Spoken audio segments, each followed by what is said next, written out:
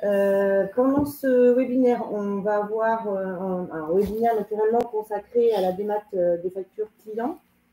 En première partie, on va avoir l'intervention de Christopher Sigli, avocat spécialisé TGS France, qui va nous parler de la fiscalité. Ensuite, Johan Laoulou, oui, c'est bon pour moi, ok. Oui, Johan, pardon, vous présentera la démat dans Divalto. On vous parlera également des actualités de l'ERP Divalto et puis un dernier petit focus sur trucs et astuces pour vous faire gagner du temps qu'on vous présentera à chaque fois sur chaque webinaire. Je vais laisser la parole à Christopher. Bonjour à tous. Donc, contexte suite à cette réforme de la facturation électronique, deux aspects, un aspect télétransmission des données, un aspect envoi-réception. Donc, pour vous remémorer, vous savez que la TVA est un impôt déclaratif. Ce que je disais ce matin dans notre précédent webinaire, c'est à peu près 180-190 milliards de recettes par an au niveau du budget de l'État. C'est-à-dire à peu près 55% des recettes fiscales. Au niveau de l'Union européenne, on estime à peu près une fraude fiscale liée à la TVA à 130-140 milliards au niveau européen. Donc, devant ce constat, quelques années, l'Union européenne a travaillé sur un système pour que les administrations fiscales puissent avoir en live, en fait, l'ensemble des données de facturation des clients. Alors, qu'est-ce qui se passe? Eh bien, au niveau de l'Union européenne, ça a commencé un peu en Italie, puis en Espagne, en Hongrie et en Pologne. On arrive à la France. La France, il y a 2 ans, fait une loi pour mettre en place la facturation électronique dès 2024. Puis ensuite, prend des ordonnances, les ordonnances Castex, qui ont eu lieu au mois de septembre, pour venir dire que c'est des cahiers de 6 mois. Donc, vous allez voir ce petit planning sur le PowerPoint. Donc juillet 2024, qui est la première date pour les très grosses entreprises. On y reviendra tout à l'heure. Et donc, dans ces ordonnances, on vous explique comment va fonctionner la facturation électronique en France d'ici 2-3 ans. Pour faire simple, vous avez un premier aspect qui est l'envoi-réception, c'est-à-dire que vous allez devoir gérer en tant que fournisseur la gestion de la transmission de votre facture. Cette transmission va passer par des plateformes. Soit une plateforme publique, type Chorus que vous connaissez pour les marchés publics, soit par une plateforme privée qui ensuite va permettre de basculer la facture chez votre client. Dans tous les cas, que ce soit dans la plateforme publique ou dans la plateforme privée, l'État tiendra un peu la chandelle, si je puis dire, parce qu'elle viendra collecter l'ensemble des données qui existent sur votre facture. Les mentions obligatoires, mais aussi le montant de la TVA, les délais de paiement, les noms, adresses, etc.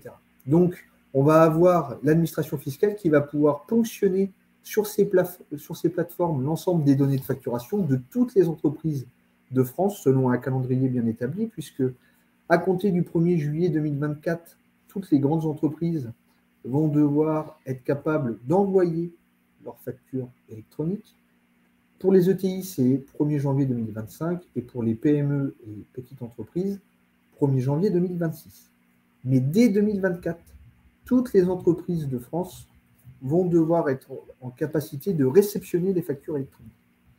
Donc, c'est ce qu'on appelle le premier aspect d'envoi-réception, c'est-à-dire la capacité de transférer une facture électronique via des plateformes qui, elles, vont se charger de la transmettre à vos clients.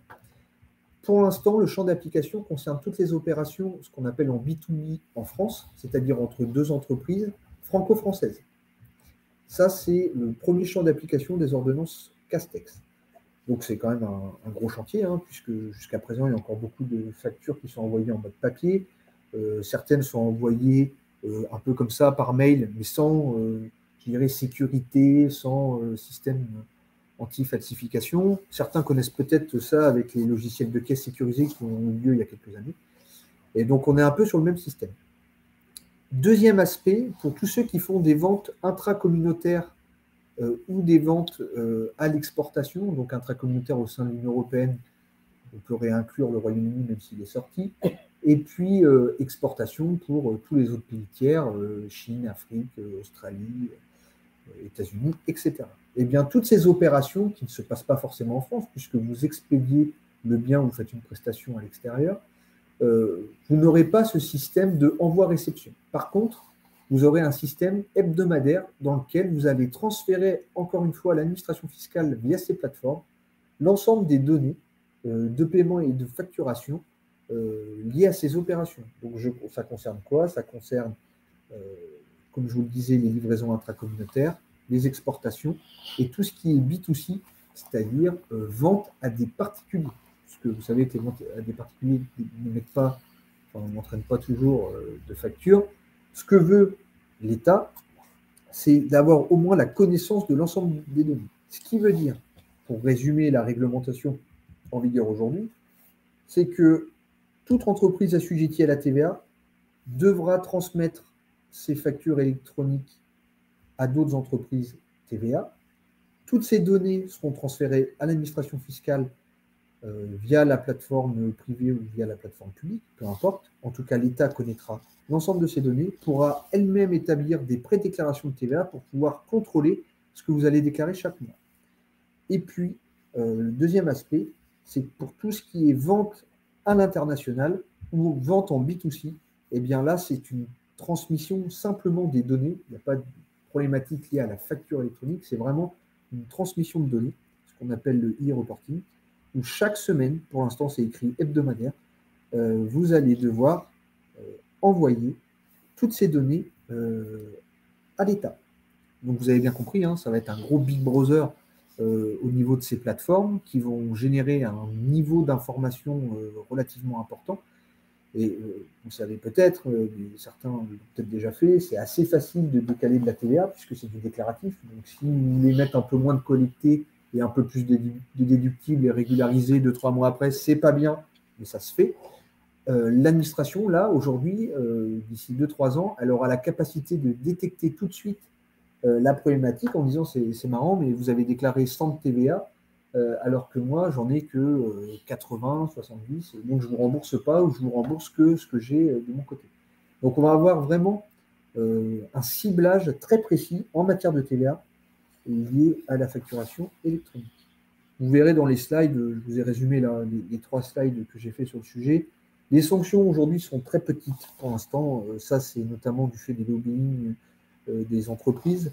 Le but n'est pas au démarrage de trop sanctionner les entreprises, mais il va falloir quand même très vite y penser, puisque les sanctions seront au maximum de 15 000 euros par an pour tout ce qui est envoi-réception et au maximum 15 000 euros par an pour tout ce qui est télédéclaration des données de paiement sur les opérations internationales et B2C. Voilà un peu pour le cadrage réglementaire qui va continuer d'évoluer d'ici 2024, évidemment. Peut-être qu'il sera reporté de quelques mois. Mais en tout cas, voilà le cadre que l'on a aujourd'hui d'un point de vue fiscal. Je ne sais pas si vous avez des questions ou des interrogations sur ces aspects-là. Ça me permettra d'y répondre en direct. Si vous avez besoin, n'hésitez pas. Je vous laisse peut-être une minute. Oui. On est dans les temps. On est dans les temps, il n'y a pas de souci. Comme je vous l'ai dit, hein, vous, en début de webinaire, n'hésitez pas à poser vos questions sur le chat. On va y répondre. Si effectivement il n'y en a pas, on va passer au sujet suivant. Je n'ai pas l'impression qu'il y en ait pour cette. Christopher, tu as été très clair. Très convaincant. Merci à toi. Et du coup, on va laisser la parole à Johan. Alors bonjour à tous et à toutes. Donc comment ça va se traduire dans Divalto? Donc en fait vous avez tout un petit schéma là que je vous ai mis sur le slide que l'on est en train de projeter sur tout le circuit de la facture. Donc aujourd'hui dans Divalto, ce que l'on propose, c'est de pouvoir imprimer la facture en PDF, ce qui est déjà le cas. Et on va avoir une notion de signature numérique et le PDF va partir chez un prestataire qui est DP2I qui aujourd'hui travaille avec Divalto, avec l'éditeur et qui va permettre d'envoyer ce PDF avec les données de la facture, toutes les données obligatoires de la facture. les valeurs obligatoires. Tout ça, c'est transmis sur des serveurs sécurisés, ce qui permet d'apposer sur le document un certificat qui va garantir l'authenticité de la facture, donc l'origine, sa provenance, qui va aussi l'horodater pour valider que la facture elle est bien émise à la date à laquelle vous l'avez imprimée, et donc qu'il n'y a pas eu de falsification. Donc toute l'intégrité de la facture, elle est traitée sur ce serveur. Voilà. Et ensuite, on a tout un traitement de sécurisation avec un éventuel archivage dans un coffre-fort numérique, voilà, qui ensuite permet de conserver la facture sur les 10 années légales. Et une fois que cette signature est opérée et que la facture elle est validée, elle est signée numériquement, donc approuvée par le tiers, qui est DP2I, et bien cette facture va être déposée sur un portail. Donc ça, c'est facultatif. Je vais vous expliquer après pourquoi. Et elle est par contre impérativement rapatriée dans le RP sous forme d'un PDF signé, afin de pouvoir la consulter et puis de contrôler que la facture a bien été signée. Voilà, donc là, c'est le schéma global du fonctionnement. Donc, il y a bien un envoi vers le tiers de confiance qui est DP2I, ensuite pour pouvoir récupérer cette facture dans Divalto. Donc, voilà pour le premier schéma. Donc, le principe, comme je le disais, c'est un envoi de documents PDF par une liaison web service, donc c'est Internet, et ce flux est très sécurisé puisqu'on ne peut pas le court-circuiter. Ensuite, donc, envoi sur la plateforme qui va répondre comme quoi elle a accusé réception du fichier. J'ai bien reçu votre facture que vous me demandez de sécuriser. Et ensuite, en fonction du mode de gestion que le client va choisir, là, je vais vous en parler juste après, eh bien, on va avoir des actions qui vont être réalisées par le prestataire. Mais dans tous les cas, quel que soit le mode, on va récupérer la facture signée en ERP. Ça, c'est une obligation. Ça permettra de déclencher certains traitements. Au niveau des modes de gestion, donc, il en existe 5. Le premier qui est le mode simple. Le mode simple, c'est la seule chose, c'est d'envoyer à DP2I, donc au prestataire de confiance, au tiers de confiance, d'envoyer ce document PDF, de le tamponner, de le certifier et de le sécuriser, et de le récupérer côté Divalto. Voilà, ça c'est le premier mode simple. En complément, on peut avoir un deuxième mode qui est le mail, c'est-à-dire que je fais la même chose que le mode simple, j'envoie ma facture, je la récupère et j'atteste qu'elle est bien certifiée. Et en plus de ça, je fais un envoi de mail de la facture certifiée au client. Donc, je récupère ma facture, je l'envoie par mail en automatique. Voilà. Donc, ça, c'est DP2I qui se charge de l'envoi. D'accord ? Divalto ne va faire que récupérer de PDF. Ensuite, Christopher en a parlé, vous avez la plateforme Chorus, plutôt pour des secteurs publics. Et là, c'est DP2I qui va déposer en fait le PDF signé sur la plateforme Chorus.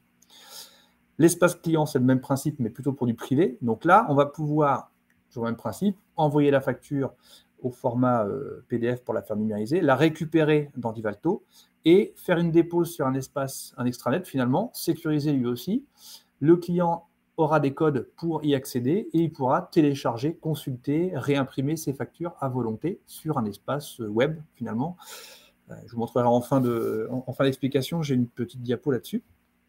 Et enfin, le dernier mode, qui est en plus, qui peut être en complément de tous ces modes-là, ou pas, c'est en fonction du choix que l'on fait, mais c'est de pouvoir, en plus de numériser, de certifier la facture, de faire la demande à DP2I, d'en faire l'impression papier pour l'envoyer au client. Donc, c'est DP2I qui se charge de faire la mise sous pli, d'affranchir et de garantir l'expédition postale au client sous forme papier.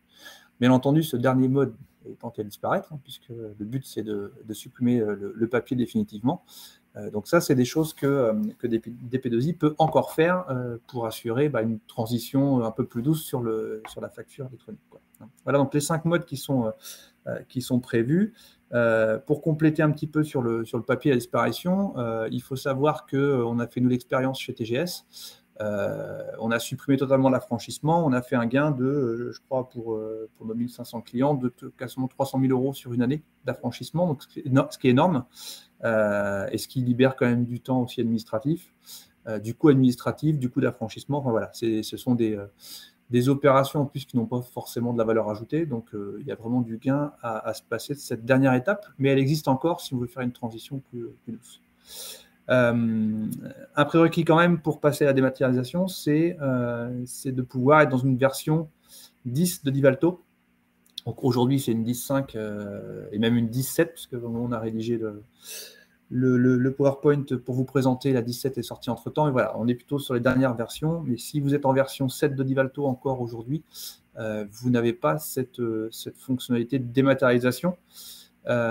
Puisque pour la petite histoire, c'est TGS qui est à l'origine de ce module, puisqu'il a été écrit pour nous au départ en version 7 et il a été porté pour le standard en version 10. Voilà. Donc c'est quelque chose qui est impératif, c'est si vous n'êtes pas en version 10, c'est d'opérer une migration pour pouvoir bénéficier de ça. Donc avec le délai qu'a donné Christopher tout à l'heure, en fonction des contraintes réglementaires, mais voilà, il faut commencer à y réfléchir pour au moins opérer une migration. Donc concrètement, sur le paramétrage dans Divalto, il y a plusieurs niveaux. Le premier niveau, c'est le web service en lui-même. Ça, c'est un paramétrage d'une seule fois à faire. On va, vous voyez sur la première capture d'écran en haut, on va pouvoir déterminer quel est le lien vers la plateforme DP2I. Donc c'est une adresse sécurisée avec un compte utilisateur et un mot de passe. Et donc on va le définir une fois pour toutes dans Divalto. Donc ça, c'est nous qui le faisons avec vous. On le détermine et on le fait une seule fois. Ensuite, il y a une deuxième chose que l'on fait une seule fois, c'est de déterminer le formalisme du nom de la facture. On va pouvoir nommer ça facture nom du client, facture code client, avec une date éventuellement dans le nom, pour que le document facture qui est transmis au client, qui est mis sur le portail ou qui est récupéré dans l'ERP, il a un nom un petit peu parlant, et puis qu'on puisse identifier que c'est une facture avec un numéro de client et une date éventuellement, voire un numéro de facture. Voilà. C'est au choix, on va composer avec vous le formalisme du nom, mais c'est des choses que l'on paramètre. Donc ça, même façon, c'est une fois pour toutes, et on n'a pas besoin de le faire pour plusieurs fois. La deuxième chose, c'est un paramétrage niveau client. Donc on va avoir plusieurs choses à paramétrer. La première chose, c'est de dire, je vais dire à mon client je vais spécifier sur mon client qu'on va le facturer de manière numérique. Voilà, donc on va indiquer PDF signé sur la fiche client au niveau de l'onglet document. Et là, on va pouvoir, à chaque fois qu'on va imprimer une facture, on va déclencher avec ça l'envoi vers la plateforme sécurisée DP2I. Donc ça, c'est une condition nécessaire. Elle n'est pas suffisante, puisqu'ensuite, il faut déterminer en dessous quel est le mode de gestion du client. Vous voyez, dans l'onglet externe, on va aller préciser. Dans l'exemple ci-dessous, c'est espace client. C'est un des 5 modes que je vous ai présenté précédemment. Mais c'est d'expliquer quel est le mode de gestion que l'on va opérer. C'est comme cela que l'on va demander à DP2I soit de mettre à disposition, soit de faire une mise sous pli pour envoyer par courrier, soit de l'envoyer par mail, etc. etc., etc. Donc, tout ça, ça se paramètre au niveau du client. De la même manière, une fois pour toutes sur le client quand il passe en dématérialisation, mais c'est à faire au moins sur le client. Les autres paramétrages sur le client à réaliser, c'est un paramétrage dossier que l'on fait pareil une seule fois, où on va déterminer un code de destinataire pour porter la mention de l'envoi de la facture. Là, j'ai créé un fac démat pour dire que tous les contacts des clients qui avaient ce code fonction dans la CRM, ils sont destinataires de la facture. Donc, je peux en avoir un par client ou plusieurs par client. Du moment qu'ils ont ce code fonction, on l'envoie au prestataire DP2I. Voilà, donc ça se paramètre une fois. Et ensuite, vous voyez en dessous, sur le client et le contact rattaché au client, on va lui associer cette fonction de fac démat. Comme ça, le process Divalto va savoir à qui on envoie la facture. Donc, ça, paramétrage à faire également au niveau du client. Ensuite, vous avez un assistant de dématérialisation qui va être pareil au niveau du client. Et c'est un peu un tableau de bord de la facture électronique dans Divalto, puisqu'il va permettre de faire plusieurs opérations. Il va pouvoir demander la création du compte une fois que je vais avoir déterminé que mon client il est en tel mode de gestion, que je l'ai paramétré, j'ai paramétré mes contacts, que je lui dis qu'il était en PDF signé. Donc, tout mon paramétrage que j'ai fait sur mon client, je vais activer le compte de mon client sur DP2I. Bien sûr, si votre client a déjà un compte DP2I parce qu'il est déjà interfacé avec ses autres fournisseurs sur DP2I, sur de la dématérialisation, ce qui peut arriver, Et ben on va pouvoir également aller associer un compte à partir de l'adresse mail. On va pouvoir associer son compte déjà DP2I pour pouvoir le brancher avec Divalto. Ce qui fait que le client n'aura qu'un seul compte DP2I et il pourra consulter l'ensemble de ses factures, quel que vous soyez son fournisseur ou qu'il ait un autre fournisseur.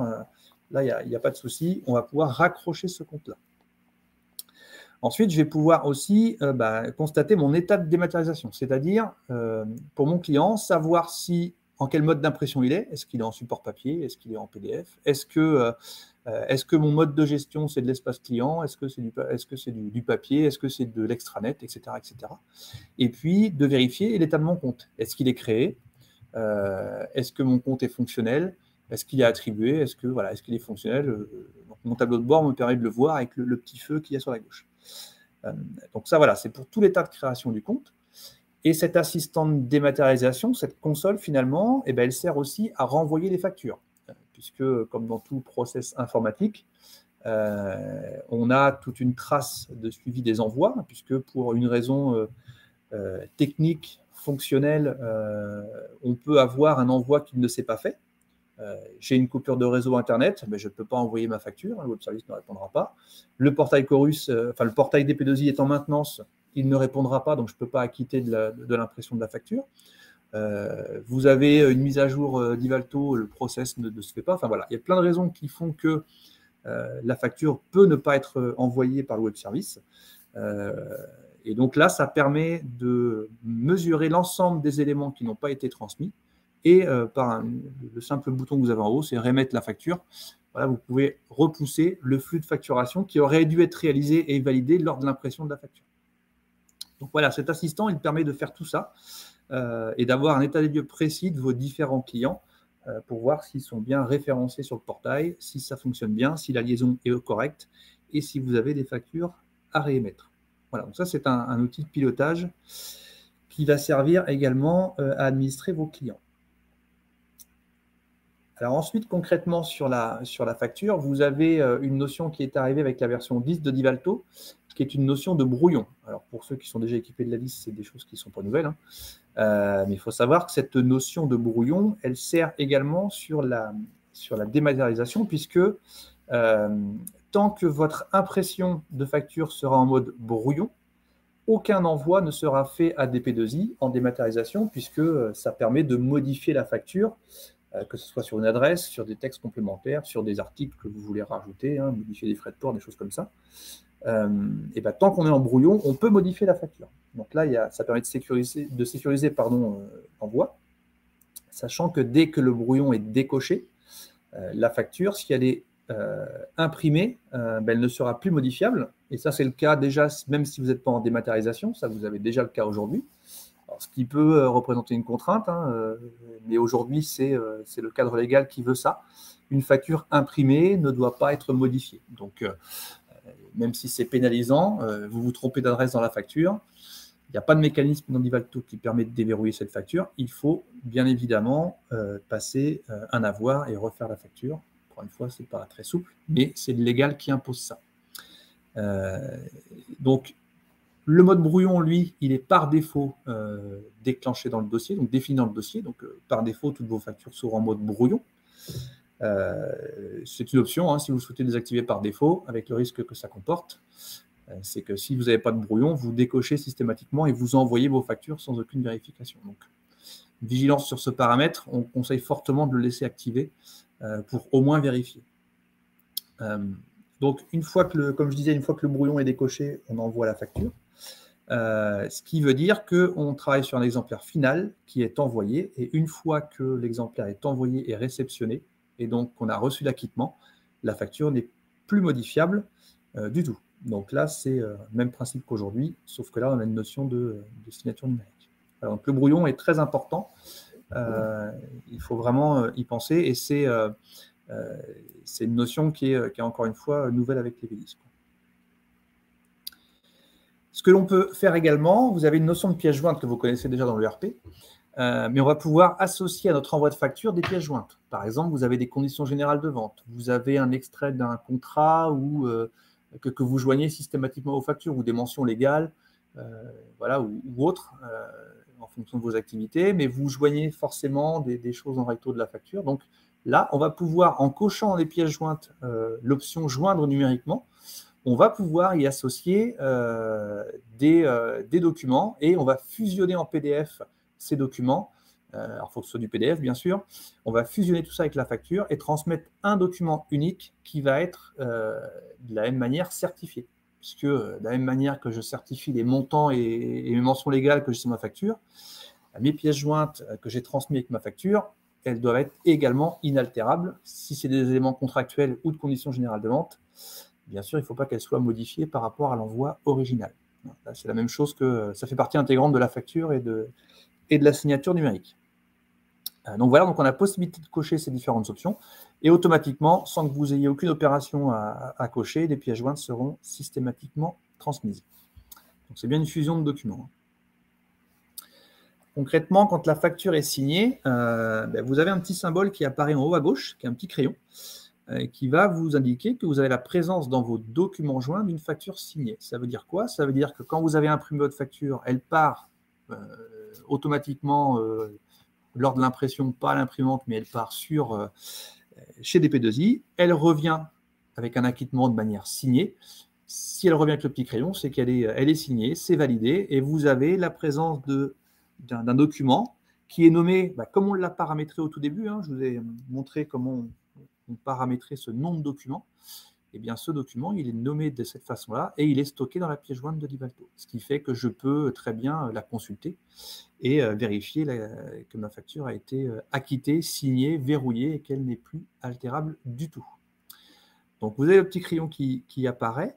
Point important, aujourd'hui, vous savez que quand vous intégrez comptablement des factures de la gestion commerciale de Divalto vers la comptabilité, il faut que l'impression soit en mode définitif, donc en mode final et pas en mode brouillon. C'est une des raisons pour lesquelles les factures ne s'impriment pas régulièrement.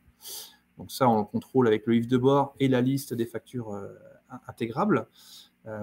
Et donc, cette contrainte, entre guillemets, de facturation dématérialisée, c'est une nouvelle condition qui fait que l'intégration comptable peut être refusée. En d'autres termes, ça veut dire que si vous n'avez pas reçu l'acquittement de la facture numérique, vous ne pouvez pas intégrer votre facture dans la comptabilité. L'intégration sera rejetée. Parce qu'encore une fois, ce que vous intégrez en comptabilité, c'est ce qu'on doit certifier au niveau des commissaires aux comptes. Donc, la facture doit être conforme à celle que vous avez imprimée. Et donc, c'est une condition nécessaire pour intégrer en comptabilité la facture. Donc ça, c'est incontournable. Donc c'est aussi quelque chose à vérifier quand votre facture ne s'intègre pas. Est-ce que la signature numérique a été réalisée correctement? Si ce n'est pas le cas, je retourne dans l'assistant de dématérialisation et je relance ma facture, etc. Donc il y a quand même des garde-fous importants. D'autres indicateurs de signature. Alors juste avant, j'étais dans la pièce elle-même. Quand vous êtes sur votre explorateur de pièces ou votre liste de factures depuis la fiche client, vous avez le bouton pièce en haut. Et bien là, vous avez aussi l'indicateur avec le petit crayon pour vous indiquer qu'une facture a été signée numériquement ou pas. Donc, dans les deux cas, vous voyez bien le même petit crayon qui va vous certifier que la facture, elle est bien numériquement signée. Donc, vous avez cette information un petit peu partout dans le ERP très clairement. Et encore une fois, vous retrouvez cette facture en pièce jointe dans le petit trombone. Dernier élément sur Divalto, parce que là, on a balayé tout le paramétrage et le fonctionnement de l'ERP. Je vous évoquais tout à l'heure le portail DP2I. Vous avez un exemple ici du portail à l'origine. Alors, il a un petit peu évolué, mais mis à part les couleurs, ça n'a pas beaucoup changé. Mais voilà, globalement, vous avez un espace partagé que dont le client dispose, où vous pouvez aller, vous voyez, télécharger votre facture, demander l'archivage, ou la retransmettre, faire un courrier pour transmettre. Et là, vous avez votre coffre-fort numérique finalement avec votre espace et le client dispose de ces factures qu'il peut télécharger, consulter. Donc, vous voyez, il a différents documents. Ça peut être de la facture électronique, ça peut être du bulletin de salaire. Voilà. Nous, on ne gère que de la facture électronique pour l'instant en Divalto.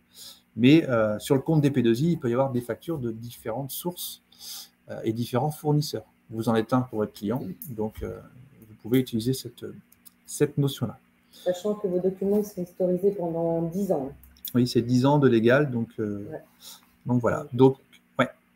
Voilà, donc ça, c'était pour la partie d'Ivalto, paramétrage. Et tu as une question. J'ai des questions. On va essayer d'y répondre. Y a-t-il un moyen pour paramétrer l'ensemble des clients en PDF? J'imagine que c'est dans l'onglet, dans ta fiche client. Dans le document, oui, complètement. En même temps, ou faut-il le faire par client? Non, il y a un moyen de le faire. En fait, quand vous êtes dans la fiche, dans votre fiche client avec ce qu'on appelle le zoom, ça vous êtes rompu à ce genre de vocabulaire, mais le zoom avec à gauche, votre liste de clients et à droite vos différents onglets avec votre fiche. Donc sur la droite, vous allez retrouver votre onglet documents avec le type PDF signé. Il suffit à vérifier, parce que je n'ai pas la certitude de ça, mais dans la liste des colonnes, vous avez le petit engrenage et là, vous allez pouvoir cocher le mode d'impression de la facture. Et là, avec une modification en série, logiquement, vous êtes capable de le modifier en masse. Voilà. Donc, ça, à vérifier si en standard, c'est disponible. Je n'ai pas vérifié, je l'avouerai. Mais non, on le ferait en modif en série. Et si vraiment ce n'était pas possible, se rapprocher de nous et on fait la modif en base très très vite. Ça, c'est des choses qu'on peut modifier en 2 secondes, quoi. Donc ça, le support fait ça chez nous et on modifie ça sans souci, quoi.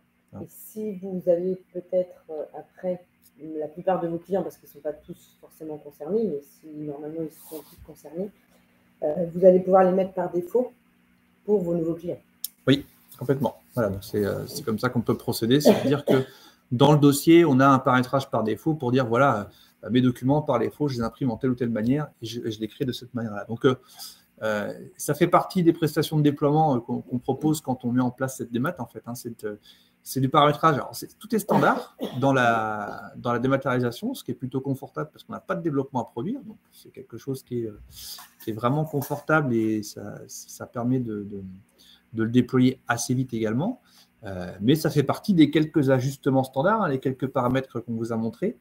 On le paramètre le lien, on paramètre le type de contact, et puis ensuite, on va s'assurer que vos clients, on va les basculer soit en masse, soit au fur et à mesure, avec les bons paramètres pour faire en sorte que ça roule tout seul, quoi. Voilà. Alors, par rapport à ce que vous a dit Johan, donc à partir de la V10, naturellement, en standard, la démat vous est proposée. Après, il y a du paramétrage à prévoir par l'équipe TGS. Et puis, il y a aussi ce fameux portail DP2I sur lequel il vous faudra avoir un abonnement. Comment ça se passe avec DP2I? À partir du moment où vous êtes intéressé pour la mise en place de cette solution chez vous, vous m'en avertissez et puis on prendra rendez-vous avec le commercial de chez DP2I qui viendra vous voir. Alors, je l'accompagnerai de façon à ce qu'il vous explique comment fonctionne le portail et quels sont les coûts de mise en place, puisqu'il y a un coût de mise en place. Et puis après, il y a un abonnement annuel et puis un coût par rapport aux factures de chaque mois, puisque ça sera au réel consommé, puisque tous les mois, vous allez avoir un nombre qui ne sera pas identique, naturellement. Donc voilà, sur la partie démat facture sur Divalto via DP2I. Je ne sais pas s'il y a d'autres questions avant qu'on passe aux actualités. On avait bien fait le tour des questions, du coup, je n'ai pas vérifié. Mais... Oui, parce qu'il y en avait une autre, mais j'ai répondu que dans le slide suivant, très bien, parfait. En parlais. Ça marche. Bon. Donc, bon, voilà, après, s'il y a des choses qui sont encore, qui vous posent question après le webinaire, Marie-Pierre a rajouté en fin de présentation nos coordonnées. Donc voilà, donc là, on peut échanger et refaire un échange plutôt privé après s'il y a des choses à éclaircir. Ok. Bon, on va continuer. On a voulu, au début, on s'était dit qu'on allait faire une roadmap éditeur. Et puis, la roadmap éditeur, en général, vous la connaissez. Et c'est surtout qu'on a préféré vous parler de l'actualité, puisque c'est quand même aussi important. Donc, il y aura à chaque webinaire, il y aura des points, il y aura un sujet principal, comme là aujourd'hui, c'était la démat facture client. Et puis après, on parlera d'un autre point et toujours trucs et astuces pour vous aider à l'utilisation de Divalto. Concernant l'actualité, on a voulu vous parler de la verticalisation. Ce sont des SP par métier. Alors, pourquoi la verticalisation? Depuis la V10, en fait, vous allez avoir 3 domaines négoce, service, industrie, plus aujourd'hui, là maintenant, la verticalisation. La verticalisation, ce sont des développements qui sont adossés aux standards de Divalto. Ça va permettre en fait de faire une spécification métier. Par exemple, de notre côté, on y reviendra après, on a fait la miroiterie, on va travailler sur la partie retail, et puis Divalto en l'occurrence, on mis aujourd'hui propose l'IM, l'installation et maintenance, qui est plutôt sur les devis travaux à compte situation, une liaison avec la mobilité des techniciens. Gestion de chantier. Voilà, Bâtiment. gestion de chantier, exactement. Sur la partie verticale, ça permet aujourd'hui, du coup, quand on a un spécifique, d'implanter très rapidement un projet, puisque en général, le paramétrage, il va être déjà conçu, et donc on va pouvoir le répliquer. Et puis, il y a d'autres fichiers, comme les fichiers fournisseurs, qui sont similaires. Sur la partie verticale miroiterie que nous, on a travaillé, alors, à chaque fois, ces verticaux se font en co-développement avec Divalto quand même, hein, pour respecter les normes de développement. Sur la partie miroiterie, nous, on a mis en gros 1 an et demi pour sortir ce qui est aujourd'hui commercialisable. Donc, ce qui veut dire que pour tout intégrateur Divalto qui aurait besoin de ce vertical miroiterie, il passe par nous TGS et c'est nous qui le déployons chez leurs prospects. Je vais laisser très rapidement Johan en parler, de la miroiterie. Après, Marie-Pierre, j'avais un petit peu, mais le point fort d'un vertical, en fait, nous, on a axé notre premier vertical sur la miroiterie parce qu'on a des spécialistes dans l'équipe qui sont très orientés industrie et miroiterie en particulier, donc ils connaissent les métiers. Donc, quand on discute avec les entreprises qui sont des miroitiers, ben, on est capable de parler leur langage. Ils ont aussi en tête qu'on a déjà déployé leur activité ailleurs. Donc, les miroitiers industriels, les processus sont vraiment similaires. Donc, on a déjà, comme disait Marie-Pierre, le paramétrage qui est prêt dans le ERP. Donc, tout ça, c'est déjà prêt, ce qui permet de faire un déploiement beaucoup plus rapide. Bon, il y a moins d'analyse. Hein. On mesure juste les écarts entre l'activité d'un miroitier qu'on a déjà déployé et le nouveau client. Et puis ensuite, on va mettre beaucoup moins de temps on va passer plus de temps à former justement plutôt qu'à paramétrer le RP. Donc, on va se concentrer sur de la recette, sur de la formation et de l'accompagnement plutôt que du paramétrage qu'on peut réaliser sur d'autres dossiers moins standards, quoi. Alors là, à partir de début d'année, on va repartir sur un nouveau vertical qui va concerner plutôt le retail. Aujourd'hui, Divalto a fait évoluer son point de vente.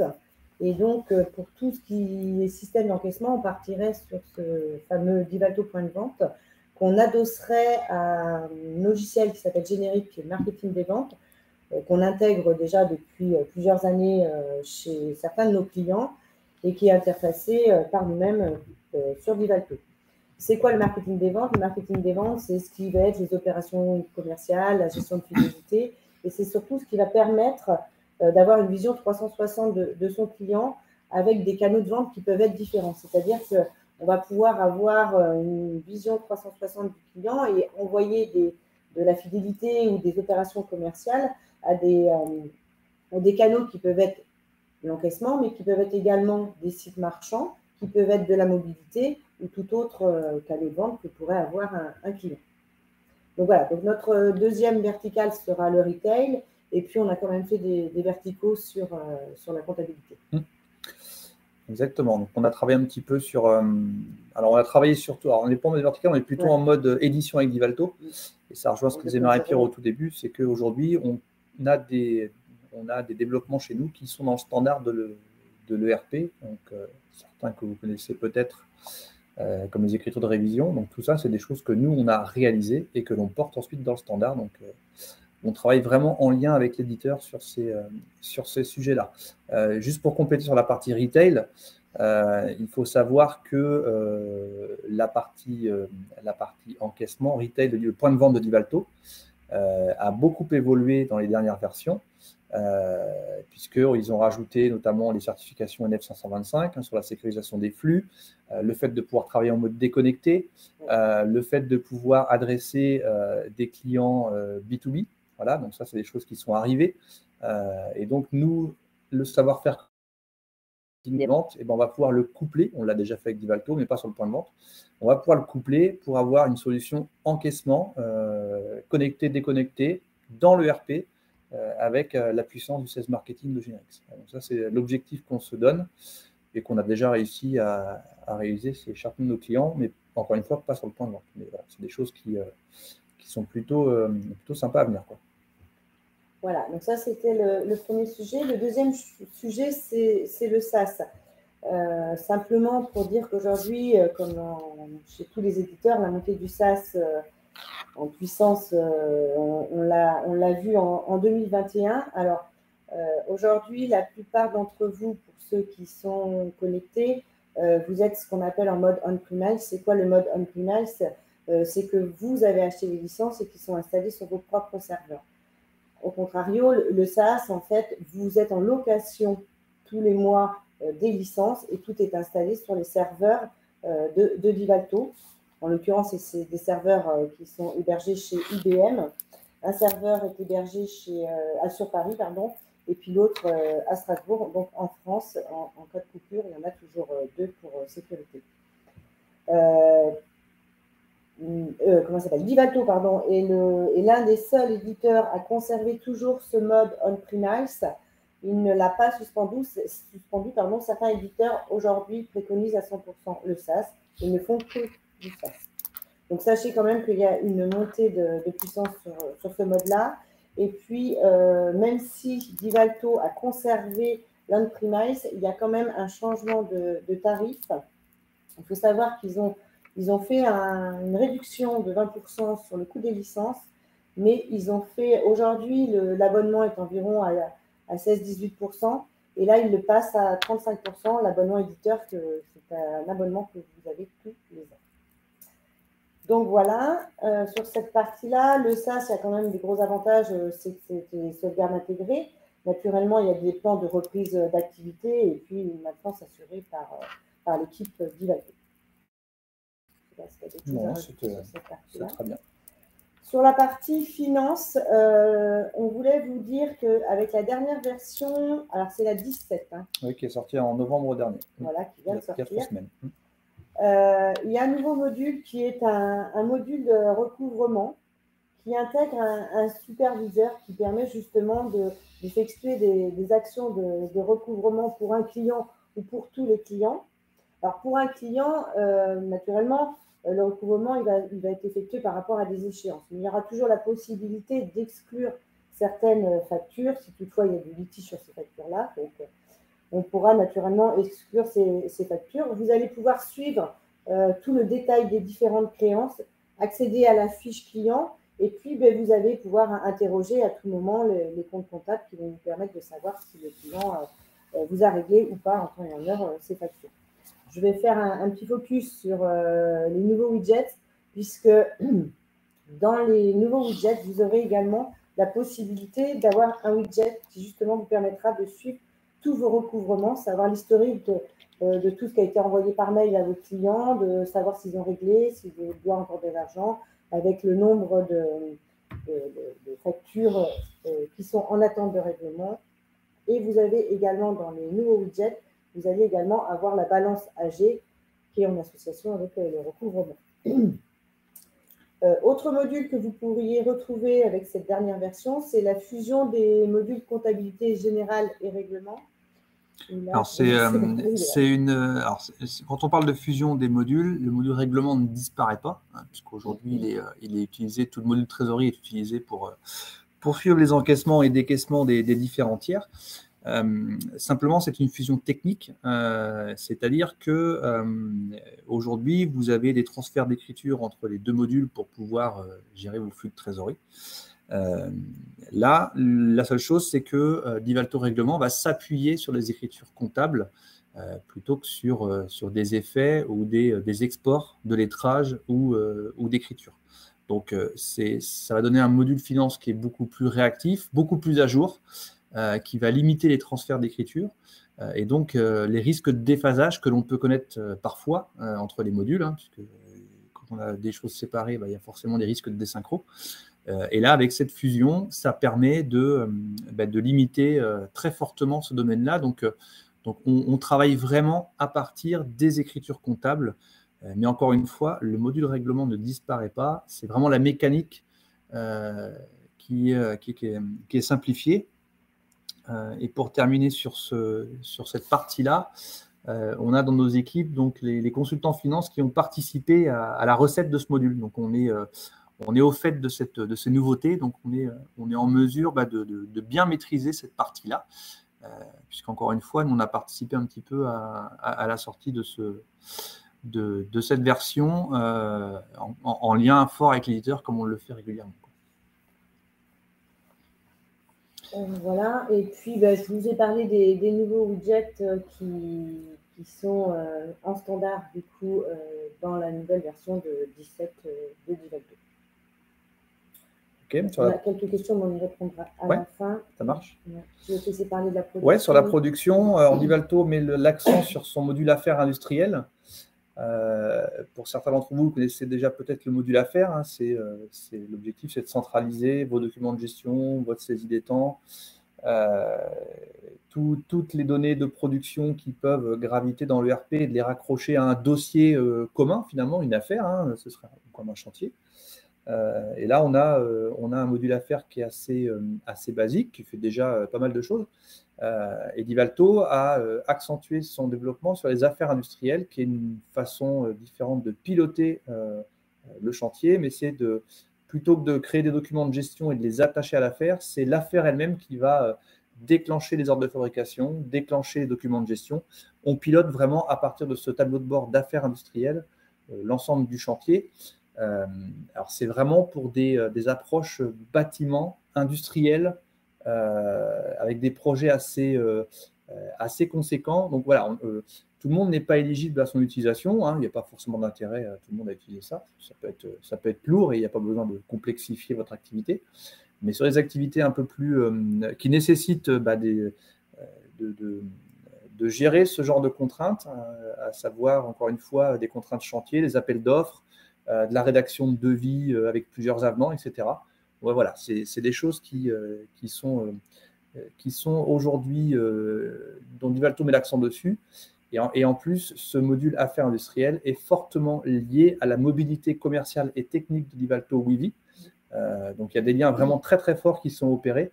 Donc on a vraiment une synergie entre les gens qui sont en back-office, hein, plutôt au bureau, pour des ADV notamment, des responsables d'achat, des choses comme ça, des responsables de prod, et puis des gens qui sont plutôt mobiles sur le terrain, que ce soit des commerciaux ou que ce soit des techniciens pour faire de la pose, du prémétré, du dépannage, et gérer des incidents. Donc voilà, c'est vraiment un module sur lequel Divalto met l'accent. Voilà, et pour finir sur les actualités, on a voulu faire un petit point sur la CRM, simplement pour vous dire que vous connaissez aujourd'hui la CRM dans Divalto Infinity avec la gestion des événements, etc. Il y a eu un petit rajout avec cette nouvelle version qui est l'add-in Outlook Microsoft 365. Cet add-in-là vous permet, quand vous recevez un mail d'un de vos contacts, d'un de vos prospects ou d'un de vos clients, aujourd'hui, vous aviez toujours la possibilité d'envoyer vos mails directement dans les événements, enfin en pièce jointe, de façon à ce que ça crée un événement. La particularité, et ce qui est en supplément, c'est qu'aujourd'hui, vous allez pouvoir, si votre contact ou votre client ou votre prospect est déjà créé dans Divalto, ça va s'intégrer en automatique. Maintenant, vous allez aussi pouvoir compléter une fiche ou créer une fiche par rapport à cette fameuse réception de mail. Vous allez pouvoir dire, tiens, mon client existe et ce contact-là, je ne l'ai pas. Et vous allez pouvoir directement, via les mails, compléter la fiche et ça créera en automatique votre contact ou votre prospect si toutefois il n'est pas créé. J'ai voulu également vous parler un petit peu de Divalto Weavy Business et Services, qui sont la mobilité et la CRM mobile de Divalto aujourd'hui. Ça sera Divalto Weavy Business et Divalto Service Business plutôt commercial, service plutôt technicien. Ça fera partie d'un de nos prochains webinaires. D'ailleurs, le prochain, ça sera sur Divalto Wavy Business, où on va vous parler de cette mobilité qu'aujourd'hui, la plupart d'entre vous ne connaissent pas forcément. Donc, voilà pour la partie actualité. On a 2 petites questions, donc on va y répondre avant de passer à trucs et astuces. Exactement. J'avais à quel endroit se trouve le module recouvrement? Alors, il se trouve dans le module finance. Alors, il est accessible, je crois, dans les 2, il me semble, dans comptabilité et règlement. Mais il est en 17 uniquement, hein, donc attention.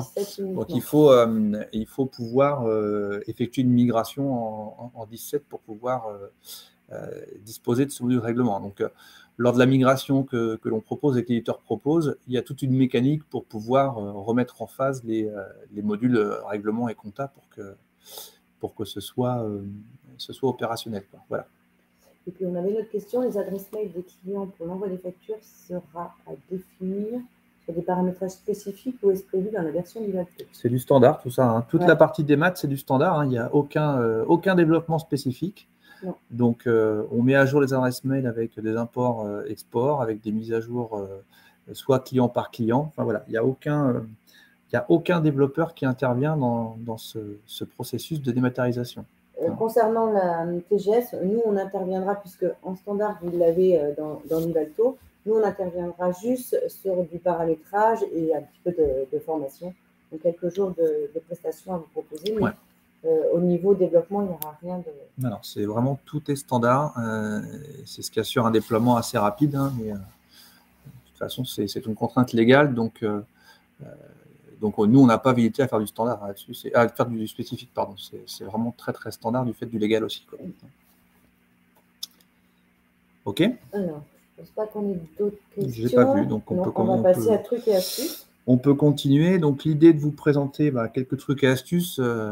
On va démarrer très light avec ce premier webinaire, parce c'est peut-être des choses que vous connaissez déjà, hein. Vous allez peut-être vous dire que je n'ai pas révolutionné votre quotidien, mais ce n'est pas très grave. Je vais quand même me lancer. Et je vais vous présenter juste quelques petites choses sur les méthodes de recherche dans Divalto que vous connaissez peut-être. Moi, je sais que j'utilise pas mal ces méthodes-là. Vous remontrer un petit peu les exports Excel, modifications en masse, sur un exemple, et puis vous expliquer qu'il y en a quand même partout. Donc, c'est assez complet. Et puis, de la notion de dialogue intertâche. Et là, je pense que vous connaissez un petit peu moins peut-être, mais c'est une fonctionnalité que moi, j'apprécie beaucoup. Alors, je vais juste couper le partage quelques secondes pour remettre le vrai Divalto, parce que là, on va se connecter à Divalto. Voilà. On est parti. Normalement, on doit avoir le partage. Hop. Voilà, donc là, je suis sur une version Divalto. Donc, la première chose, c'est le Power Search. Alors, vous avez peut-être entendu parler de ce widget-là, mais il n'a peut-être pas été installé chez vous. Donc, ça, c'est quelque chose qui est relativement standard. Le Power Search, c'est un outil de recherche intégré à Divalto qui va aller rechercher toutes les données indexées dans la base Divalto et dans les documents joints. Donc, le Power Search, il est installable avec les petits widgets, la petite roue crantée que vous avez en bas sur votre accueil, et vous avez le widget que vous glissez dans votre espace tableau de bord, et puis vous le laissez activer. Alors, il y a un petit paramétrage à faire pour l'installer quand même. Donc ça, nous, on est en mesure de le paramétrer. Donc, concrètement, si je fais une recherche, par exemple, d'un client, donc là, je suis sur une base de démo, je vais rechercher mon client Nebou, mon préféré, très rapidement, il va me proposer tout ce qu'il a trouvé concernant ce mot-là, hein, ce mot-clé. C'est comme Google, ça va très vite. Ça indexe, donc, comme je disais, tous les documents, c'est-à-dire toutes les pièces jointes que vous avez dans le RP, hormis les images, puisque ça, ce n'est pas indexable, mais tout document Word, PDF qui est lisible par un traducteur, tout ça, il est capable d'indexer les mots, de rechercher, de l'indexer dans sa base, et de vous le restituer ensuite pour pouvoir vous proposer l'affichage du document. Donc, une fois qu'on a trouvé qu'il a… Je faisais référence, hein, je peux après affiner ma recherche. Est-ce que je recherche par exemple le tiers qui s'appelle Nebou? Donc là, je vais cliquer sur tiers, il va me proposer des contacts, etc.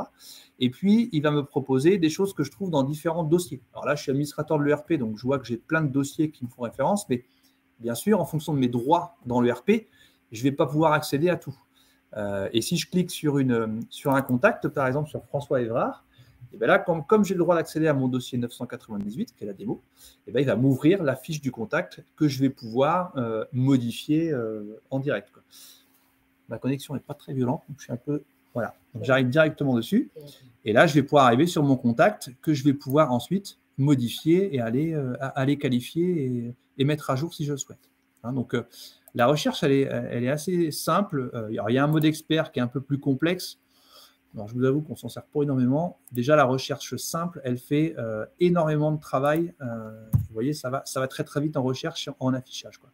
Et donc, ça indexe également les pièces jointes. Hein, vous voyez, donc on a les pièces jointes qui sont indiquées ici.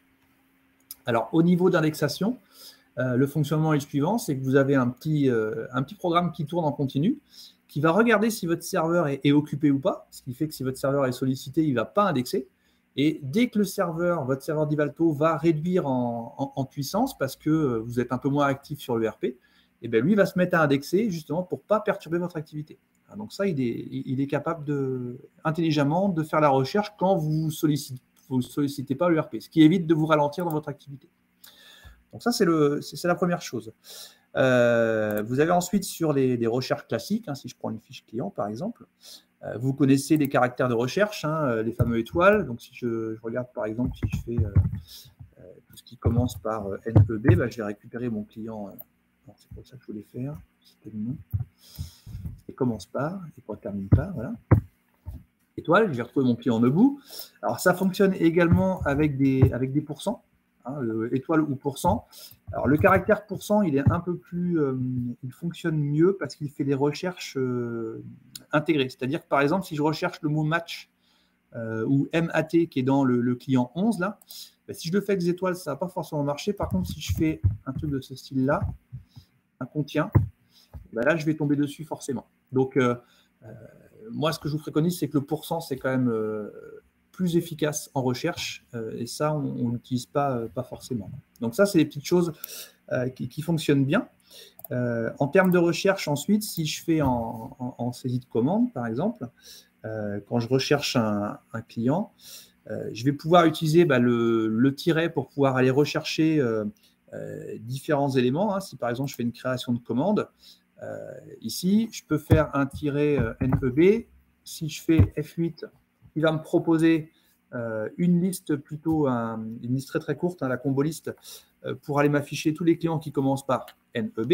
Hein, parce que si je fais tabulation, il prend le premier client qui commence par NEB. Donc si vous en avez plusieurs, attention. De la même façon, si je fais la même chose avec mon F9, j'ai fait F8, donc ça ne marche pas. F9, voilà, c'est ça. Si je fais F9, bah, je vais avoir la même recherche, mais là, dans le zoom d'origine, hein, très clairement. Donc là, c'est des choses que vous connaissez peut-être déjà, mais voilà, ça me semble bon de les rappeler quand même. Je vais modifier un petit exemple pour tout à l'heure. Parfait.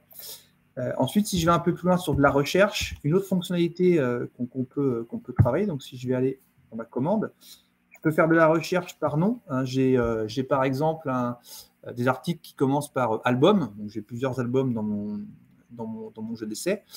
Si je fais un tiret ALB et que je fais un CTRL F sur mon clavier, il va me rechercher toutes les désignations qui commencent par ALB. Voilà, donc ça, c'est l'équivalent d'un CTRL F ici. C'est le Power Search qui se cache derrière et qui me fait mes recherches directement un peu plus puissantes sur mes dénominations. Donc, ce CTRL F, il marche sur la plupart des champs de désignation de l'ERP. Vous pouvez l'utiliser. Il est important. Et là, vous avez le CTRL F, hein, ça équivaut à appeler mon Power Search ici. Donc, voilà un petit peu pour les recherches. Une petite chose que je voulais vous montrer également dans les différents filtres. Ici, quand vous filtrez, hein, quand vous voulez filtrer assez rapidement sur des colonnes de l'ERP, vous pouvez faire un clic droit sur la colonne, sur la valeur. Clic droit, vous voyez, ça me met par défaut la valeur. Je fais entrer pour filtrer et je valide. Ça va automatiquement afficher un filtre. Ça va plus vite que de faire l'entonnoir, d'aller ici, chercher ma valeur, d'aller taper, de faire entrer. Hein, ça, vous pouvez directement depuis les colonnes refaire un clic droit. Puis vous voyez, je reviens ici, j'enlève mes filtres, je valide. Voilà, c'est un peu plus rapide. Autre chose que je souhaitais vous montrer également, c'était le dialogue intertâche. Donc le dialogue intertâche, qu'est-ce que c'est? Je vais aller ouvrir un explorateur de commande. Donc, depuis n'importe quel explorateur, alors que ce soit un explorateur de commande, que ce soit un explorateur de facture, de BL, peu importe, je vais charger un explorateur de commande, ça marche de la même façon. Vous voyez, j'ai mon explorateur de commande ici, et puis vous connaissez la petite cible pour aller consulter la pièce qui existe. Et bien là, j'ai la même chose avec les petites bulles qui sont à côté là. Donc là, ça va faire la même chose. C'est que on va charger la pièce. Ok, jusque-là, rien d'exceptionnel. Par contre, ce qu'on peut faire, c'est avoir un double écran ou avoir l'explorateur d'un côté et puis les pièces de l'autre. Et là, je vais naviguer dans les différentes pièces de l'explorateur. Et vous voyez qu'à droite, j'ai ma pièce qui s'affiche. Et je peux consulter en direct sans avoir à fermer, ouvrir la pièce à chaque fois et d'aller consulter la pièce à l'intérieur. Donc ça, c'est assez pratique quand on a un double écran, quand on fait de la recherche. Moi, je sais que je m'en sers beaucoup chez nous.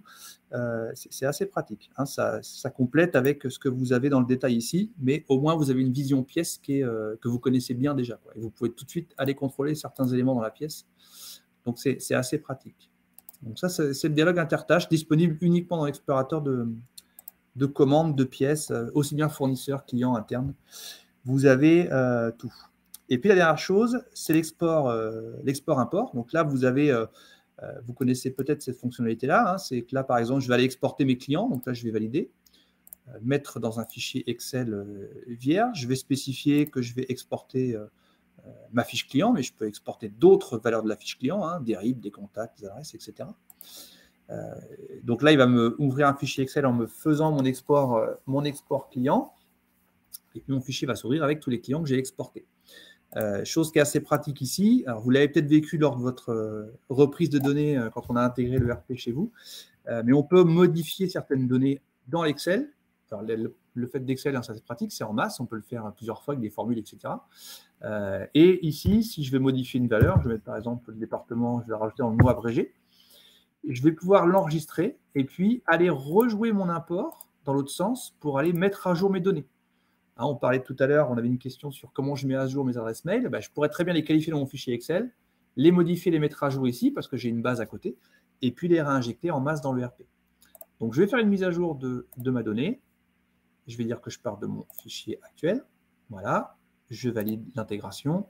Il met à jour mon intégration. Et quand je vais aller ouvrir ma fiche client, eh bien, je vais avoir ma donnée qui va être mise à jour dans la fiche client avec ma fameuse valeur qui va se retrouver normalement dans le mot abrégé. Voilà, elle s'est mise à jour ici, tout simplement avec l'export.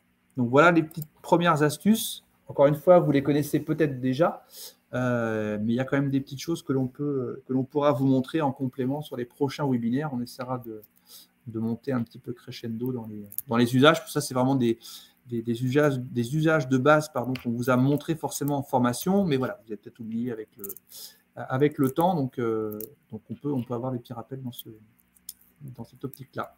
Voilà pour moi. Donc voilà, on arrive, alors on a dépassé de 6 minutes, on a été un petit peu meilleur que ce matin, on avait dépassé plus. Mais bon. Non, on est bien. Je ne sais pas s'il y a d'autres questions, n'hésitez pas à nous le dire. Sinon, dans tous les cas, vous allez recevoir un mail récapitulatif un petit peu de ce qu'on vous a dit aujourd'hui. Et puis, comme l'a dit Johan, vous avez nos coordonnées, n'hésitez pas à nous rappeler. Voilà, je les ai remises. Normalement, est-ce qu'elles sont réaffichées? Voilà. Donc là, il y a nos coordonnées, les coordonnées de Christopher, l'avocat, de Johan et moi-même avec mon numéro de portable. Alors, si vous avez des questions, n'hésitez pas à nous les poser par mail et puis on y répondra sans problème. L'idée, c'est de pouvoir bien comprendre ce qu'on vous a expliqué. Et puis voilà, s'il y a des choses qui méritent d'être éclaircies, on y répondra avec plaisir. On va vous souhaiter à toutes et à tous une très bonne fin de journée, très bonne soirée. Merci à vous. Et à très bientôt. Bonne soirée, Merci, à bientôt.